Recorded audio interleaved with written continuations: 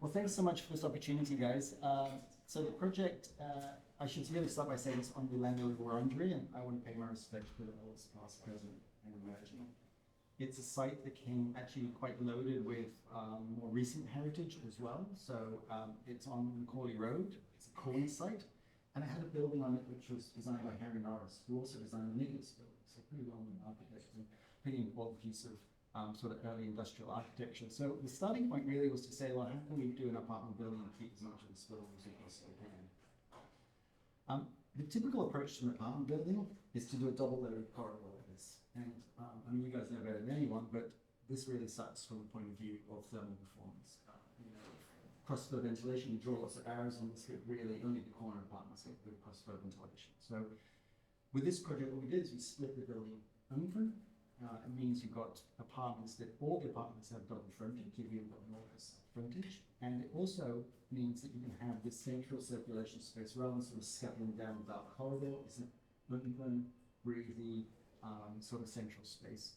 This project's designed for assembly. So Assemble's got a build to rent to own model where we have a 5-year lease and then the option to buy a pre-agreed price at the end of those 5 years. There's also 20% of the apartments at 20% below market for key workers, so it's a big affordable push for Assemble as well.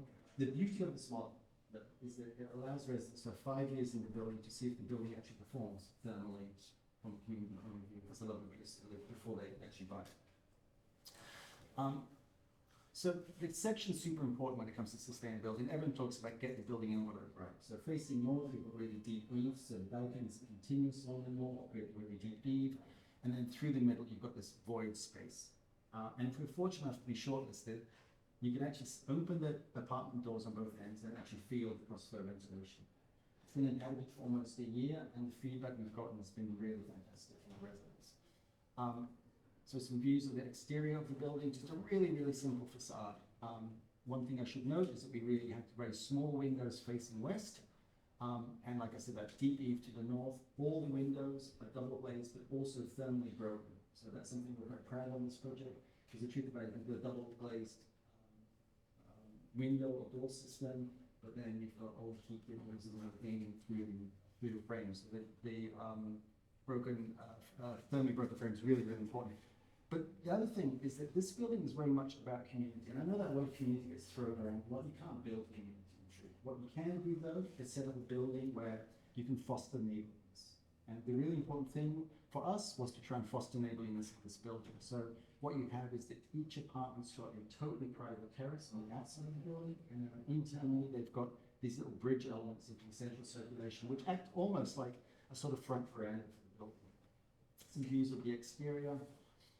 So in the plan, and if we're fortunate enough to be shortlisted, there's a couple of things I'm really proud of in this building. The first one is that we've got a biocomposting system. So all the green waste in the building, including garden clippings and from the cafe, which is also run by Assemble as a zero waste cafe, is turned into compost by this fantastic biocomposting system. And there's no smell, and it's a really wonderful thing.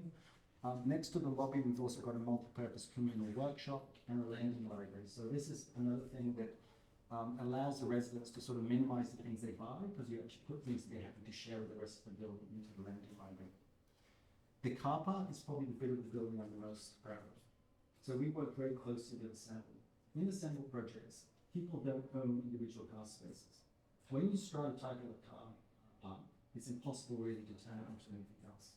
But with Assemble, on an as-needs basis, you rent your car park off the body builder. And what this means is that in the future, if car ownership, for example, declines a lot, this space can be retrofitted into something else. And it's not a basement, it's actually on grade. It's got really big windows out to Little Hardman Street. They've got windows out to the front street, and it's double-story space. So it's going to be really easy to retrofit it into something else. A lot of car spaces in the future, I think, are going to be sort of obsolete. So here's the lobby space. It's all designed to be super robust. So one thing we worked really hard on is materials that are going to age really well. So that's an important thing from a sustainability point of view. So everywhere there's a sort of brick this tile dado, the multi-purpose workshop right next to the entrance. So rather than tucking it away at the back, we put it right at the front of the building. It means that, again, that idea of neighborliness, you walk past every day, someone's maybe fixing their bike or something like that. Of Typical floor plans. We've also got outdoor washing lines and a kids' play area and a dog washing area as well. So there's almost 50 dogs in this building, 73 apartments. It's crazy. But we really sold it and marketed it as a dog-friendly building, and people really responded well to that. So the typical floor plan, you can see you've got bedrooms at the back of the apartment facing into the central void, and then a private terrace. On the north is a continuous terrace providing shading. Here's what it looks like inside the space. So this is actually a void that goes up through the central circulation space. It's actually a response to the need for a power crane. So rather than sort of doggy square void filling, we turn it sort of lovely curve. And it creates, rather than a normal corridor, you also get these diagonal views down to the other levels. That idea of the front veranda and the circulation space has been something we spill out into. Love these front verandas of terrace houses. So we want to try and create something like this within the apartment. So these windows don't have privacy screens on them, and the doors are glass into the central space.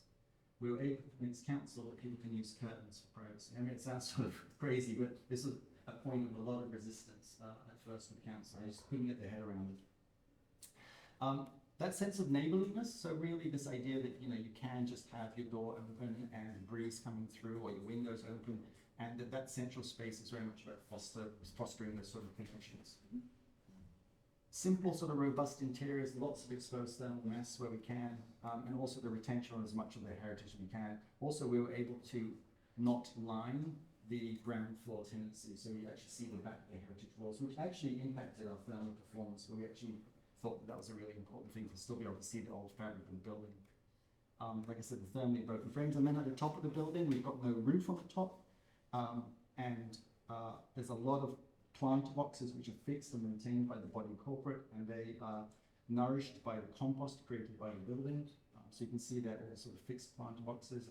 And in the corner, we've got a multi-purpose communal room. So that's another, I suppose, community fostering element. It's a space that almost acts like a scout hall, something like that, so people can sort of look at it. It's incredibly well used. So really, in conclusion, it's a building that we're incredibly proud of. It's hard to sum everything up in 8 minutes for a presentation, but the feedback that we've been getting is that it's a very happy community, and the residents are incredibly happy with the way it's performed for them. So there's been very little reliance on the air conditioning or heating through really hot days and really cool days, and the cross-flow ventilation is working beautifully. I should also note this is a fully electric building, but Assemble's taking this a step further. So it's not just a sort of abstract concept. They've made a direct deal with Hepburn Wind, so there's actually wind power directly powering this building. There's 100% renewable power powering the building as well. But on top of that, we also put a 32 kilowatt solar system on the roof. So in conclusion, thank you very much.